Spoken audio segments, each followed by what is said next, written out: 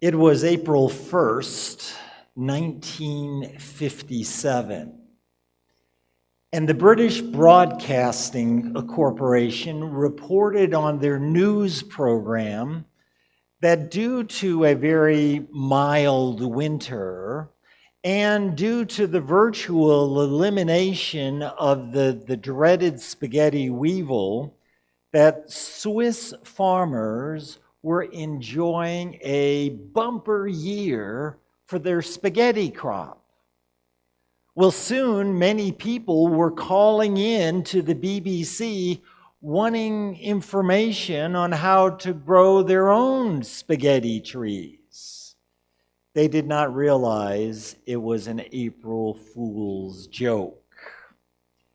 But that did not keep others from believing whatever the BBC reported, even on April Fool's Day.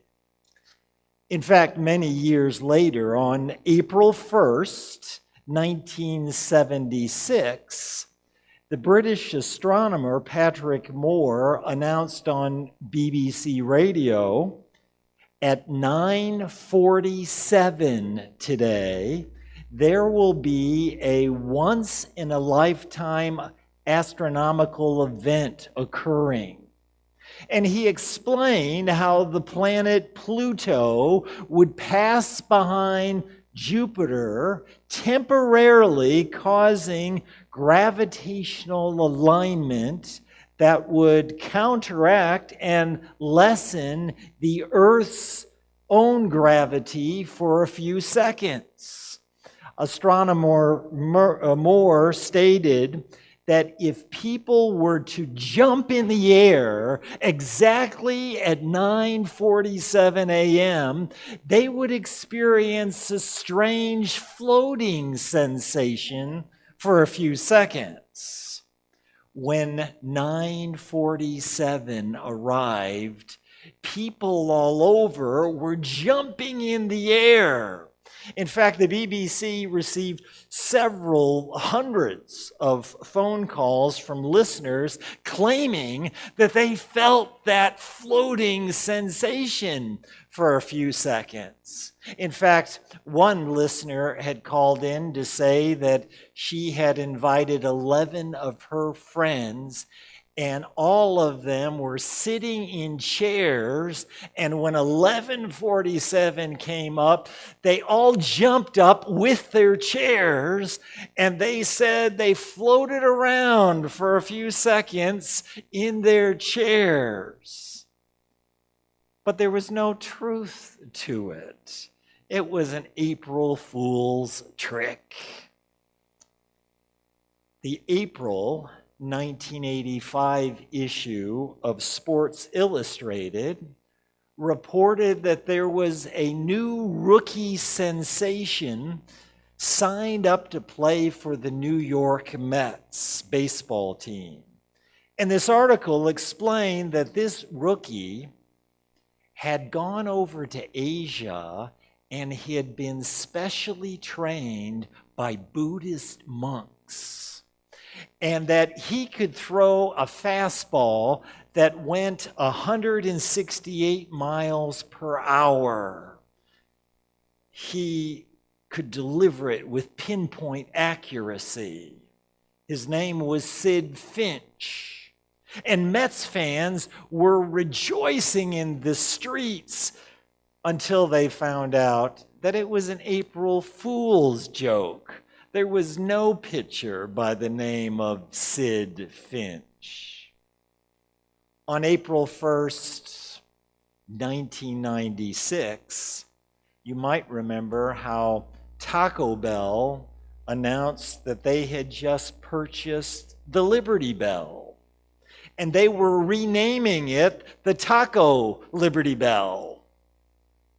Thousands of people called in to the National Parks Department, angry. They were in an uproar. How dare our government sell a national treasure like the Liberty Bell to Taco Bell? Well, the White House back then had fun with it all, and the press secretary called a quick press conference to say that they would also be selling the Lincoln Memorial to the Ford Motor Company, and they would rename it the Ford Lincoln Mercury Memorial. And of course, both things were not true. They were April Fool's jokes. And then there was April 1st, 1998, when Burger King published a full-page ad in the newspaper announcing the introduction of a new item to their menu, a left-handed Whopper, especially designed for the 32 million Americans who are left-handed. And according to the ad, the new Whopper had the very same ingredients as the original Whopper, but all of the items were rotated 180 degrees for the benefit of their left-handed customers. Well, the next day, Burger King issued a follow-up because even though the left-handed Whopper was a hoax, thousands of Americans came into Burger King requesting the new sandwich. And many other customers made sure that they were getting the right-handed version. They did not want to be served the left-handed version by mistake. On April 1st, 2005, NASA had reported that they discovered water on Mars. And they had actual pictures of their discovery posted on the NASA website. And wouldn't you know, thousands of people went to the NASA website only to see on this April Fool's Day a glass of water sitting on top of a Mars candy bar.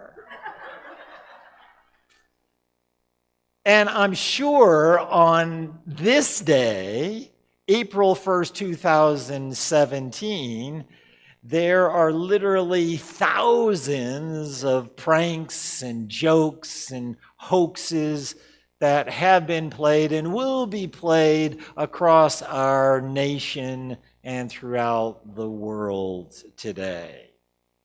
And many, many people fall for these untruths, which will be told today. And it can be so easy to be tricked if you don't know what day it is today. But you know, there are many people that are foolish no matter what day it is.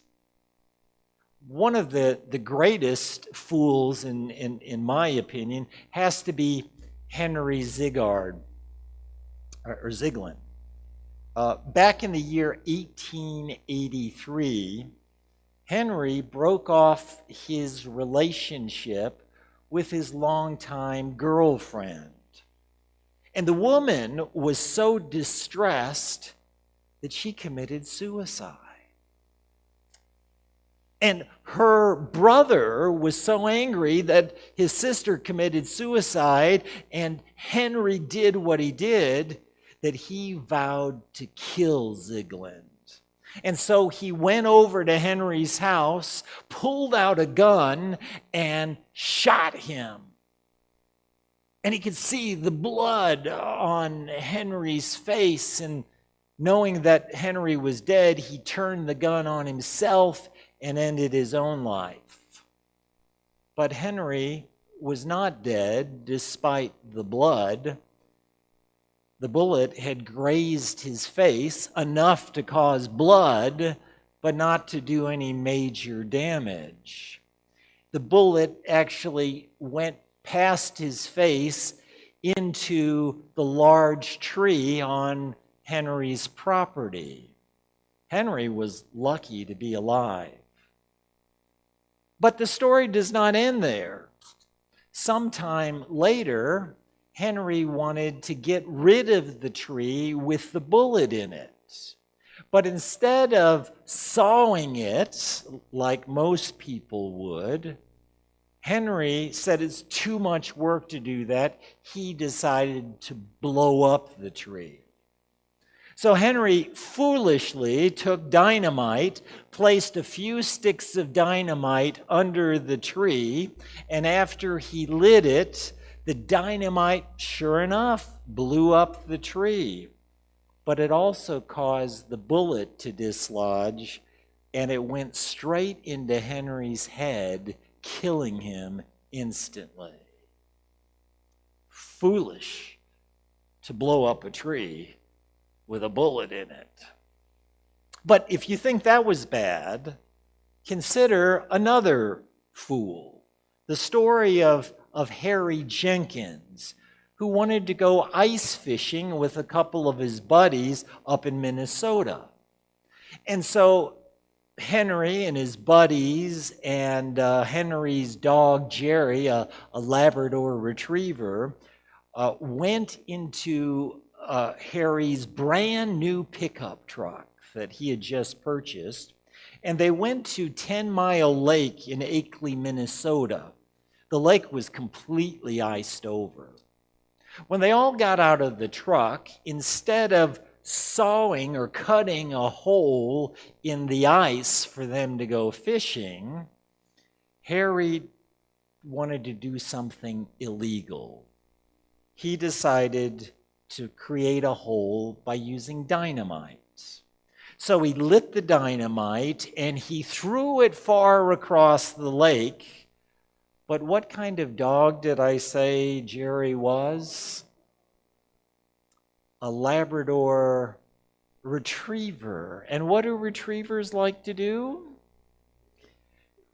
Yes, they like to retrieve things. And so when Harry threw the stick of dynamite out in the lake, Jerry thought it was he was throwing a stick for him to retrieve. So the dog went and picked up the lit stick of dynamite and came running back to where the men were.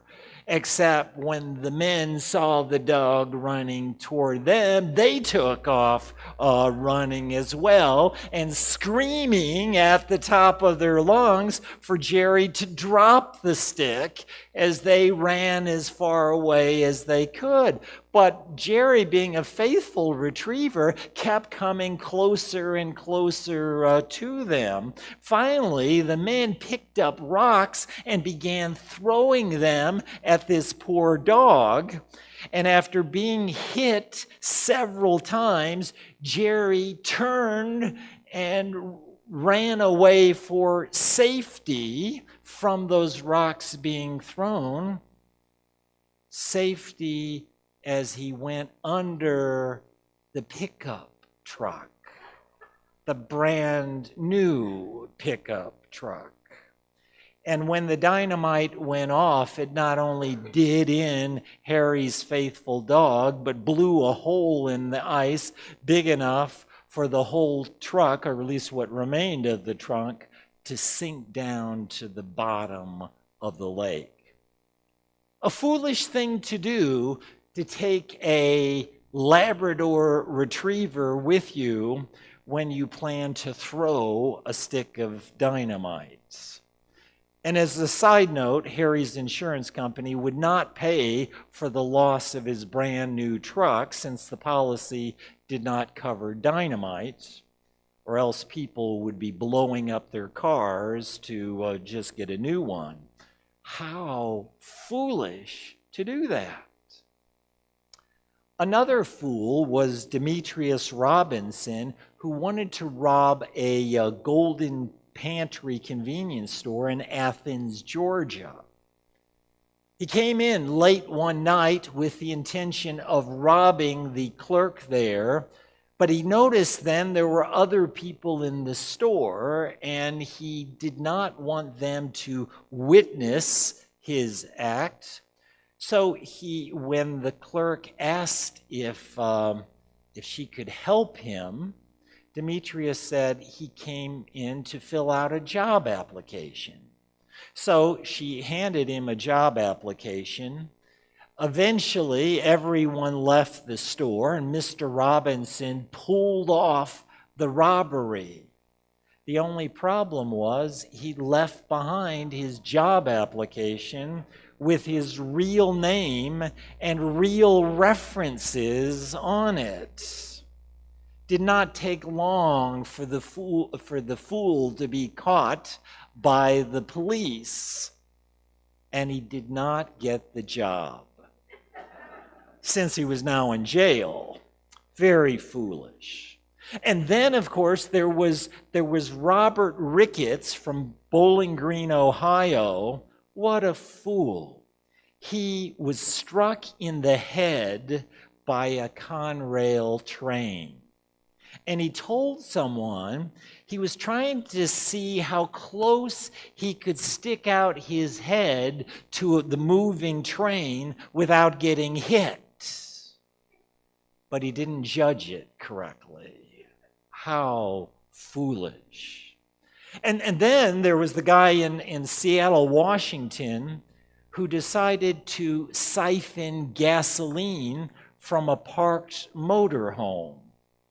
He figured with the price of gas being what it was, he could siphon a lot of the gasoline from this motorhome since no one was in it at the time.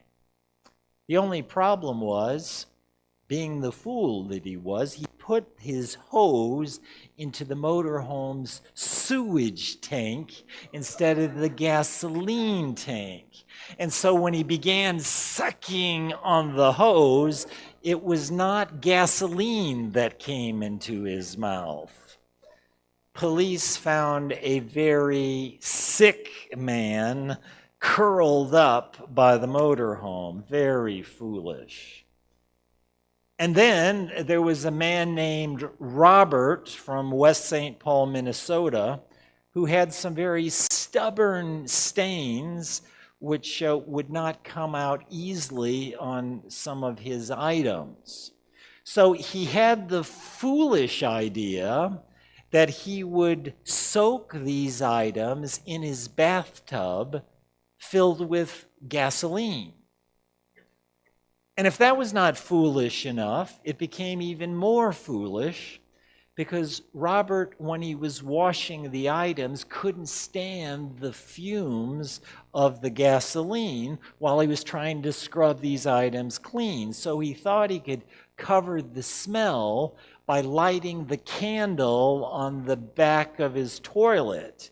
It worked so well for another kind of gas, but it did not work so well now demolishing his whole house. And the second to last fool that I want to bring to your attention is the story of Larry, a man I saw on the news in Southern California several years ago. Larry had always wanted to fly. In fact, he even tried to join the Air Force. But his poor eyesight disqualified him from being a pilot. And yet, he still loved the idea of flying, so he would sit in his comfortable lawn chair in his backyard, and he would watch as the jets would fly overhead. He was in the pattern where the jets would fly over his house. And that's when he conceived his foolish idea. Larry bought 45 weather balloons from an Army-Navy surplus store. He tied them to his comfortable lawn chair, which he had tethered to his car. And then he filled the 4-inch balloons with helium. He strapped himself into the lawn chair with some sandwiches, some drinks, and a pellet gun.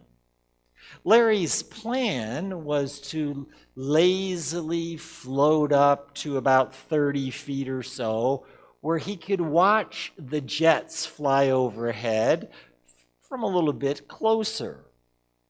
when he cut the cord anchoring his lawn chair to his car, he did not lazily float up 30 feet. He shot into the air as if shot from a cannon, and he did not go 30 feet.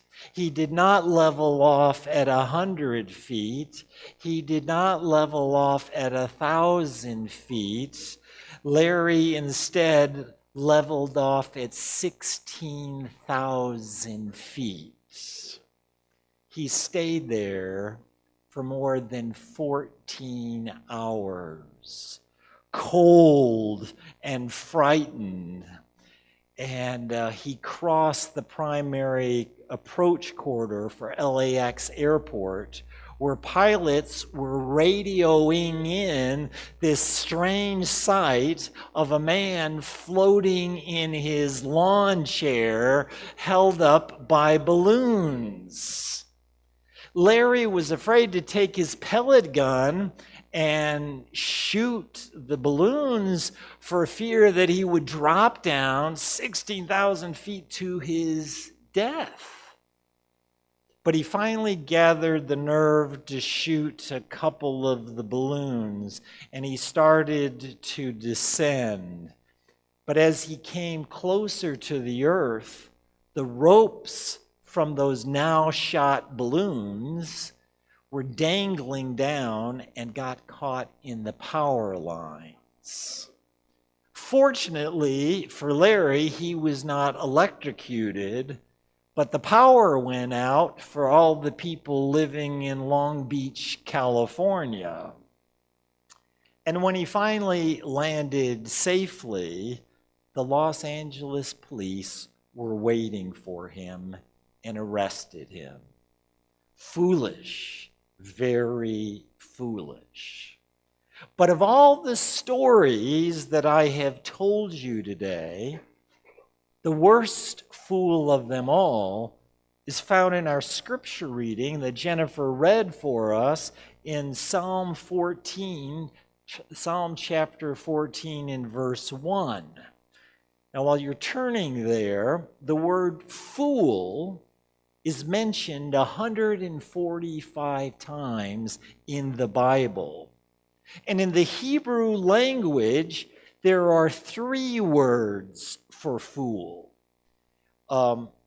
There is kessel, which is the dumb or stupid person, that kind of fool, someone who just doesn't have their brain engaged properly. And then there is Yule, which is the unreasonable or perverted fool, someone who wouldn't listen to logic. They would turn away from something that was logical and rational and reasonable. And lastly, there is Nabal. Nabal is for a moral perversity and foolishness rather than a weakness of intellect. And in Psalm chapter 14 and verse 1, it uses the Hebrew word Nabal for the very first time in the Psalms when it says, the fool, the Nabal, has said in his heart, there is no God. They are corrupt, they have done abominable works, there is none who does good. Now, this is a psalm of David. And David writes that the fool or the Nabal has said in his heart, there is no God. Now, where might you have heard the word Nabal from before? 1 Samuel chapter 25. We find the first mention of the word Nabal in 1 Samuel chapter 25, and we'll go to verses 2 and 3, where it says, now there was a man in Maon whose business was in Carmel, and the man was very rich. He had 3,000 sheep and 1,000 goats, and he was shearing his sheep in Carmel. The name of the man was Nabal, and the name of his wife, Abigail. And she was a woman of good understanding and beautiful appearance. But the man was harsh and evil in his doings. He was of the house of Caleb. Now, if you read on in the story, it goes on to say how David's army had been out in the fields with Nabal's shepherds. And David's army had treated the shepherds well. But then David sent messengers to Nabal to see if he would give David's army some food. Now, you've got to realize that back in that culture, in that time, it was considered the hospitable thing to do if somebody was passing through town and they were hungry, and if you had food to be able to provide for them, it was the moral thing to do, to provide someone who is hungry food. We don't have that in our culture today. If somebody passes through Gainesville as a traveler and they knock on your door and say they want some food to eat, you might find that a little strange. It's not commonly done today. But back in that culture, it was done. And so David knew that Nabal was very rich, so he could afford to feed an army. But instead of showing kindness and hospitality to David and his army, Nabal replies in verse 11. He says, "Shall I then take my bread and my water and my meat that I have killed for my shearers and give it to men when I do not know where they're from?" Now, it's one thing to slight a traveler who's passing through town that might be upset that you're not even willing to feed them. But it's another thing to slight an army full of soldiers with swords and with weapons that can do great harm. It's not a smart thing to do. Nabal was being very foolish here. And as David and his army began to head on their way to Nabal to show this man that it was foolish for him to be inhospitable to an army, someone told Nabal's wife Abigail what happened. And she immediately went out to David with food and with supplies for him and his army. She was being very hospitable toward them. But she says something very significant in 1 Samuel chapter 25 and verse 25. She says, "Please, let not my Lord regard this scoundrel Nabal, for as his name is, so is he. Nabal is his name, and folly is with him. But I, your maidservant, did not see the young man of my Lord whom you sent." Abigail basically says, "I am so sorry. I didn't see the messengers you sent, but don't pay attention to my husband, for his name is Nabal, and that's what he is. He's a fool." And Abigail interceded before David and his army created a bloodbath there. Abigail was very wise. Nabal was a fool. And Nabal's fame ends in verses 36 through 38, where God's word says, "Now Abigail went to Nabal, and there he was, holding a feast in his house, like the feast of a king. And Nabal's heart was merry within him, for he was very drunk." What a fool. Therefore, she told him nothing, little or much, until morning light. So it was in the morning, when the wine was gone from Nabal, and his wife told him these things, that what happened? His heart died within him, and he became like a stone. Then it happened after about 10 days that the Lord struck Nabal, and he died. Now, Nabal may have been very, very wealthy, but what good did his riches do him now? He was a fool, Nabal.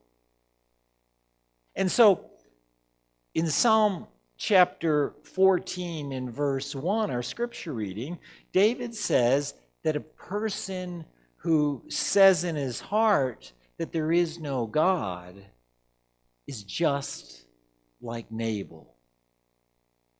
You see, Nabal was not a stupid man. He was probably very intelligent to be able to gain all the wealth that he had. Usually, if somebody's very rich, they've been very smart in acquiring those riches.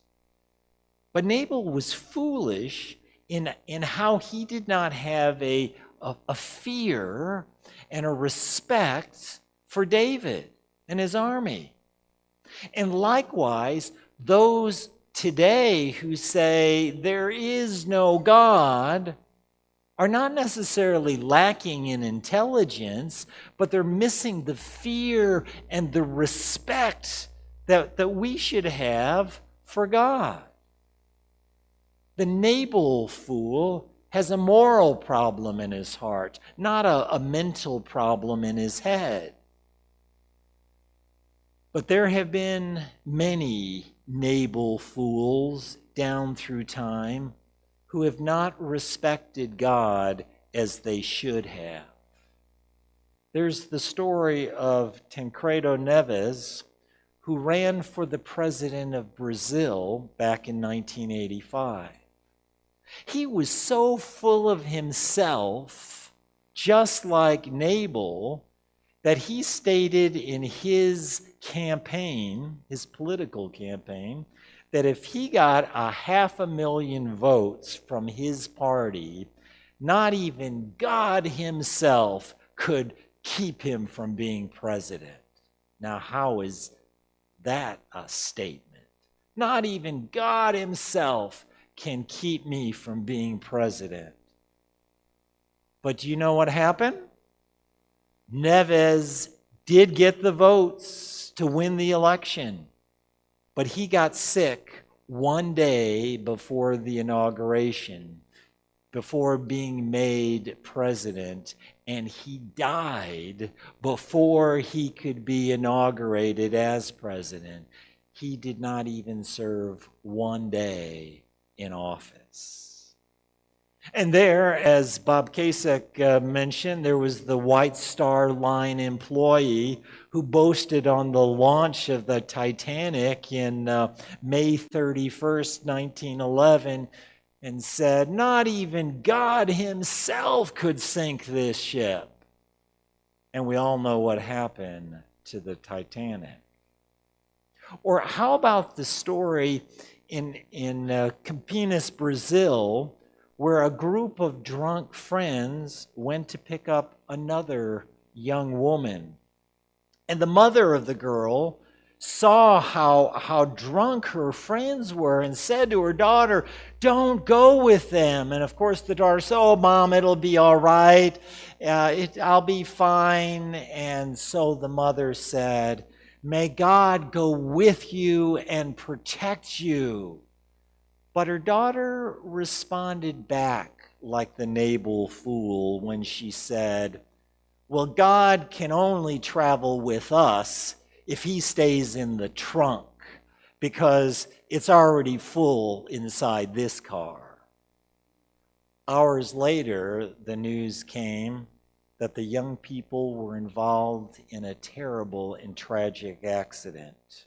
Everyone in the car died. Police said they could not even recognize what kind of car it was, except for the trunk. The car had been crushed in the front of it, but the trunk was intact. When the police opened up the trunk, they were surprised to find a crate of eggs, none of which had been broken. Naval fools always think that they are right. They don't want to be told by anyone, not even by God, what they should do. They're all full of themselves. They don't want or need God. They want to live as they please. You see, to them, life is all about them. A woman's husband had been slipping in and out of a coma for several months.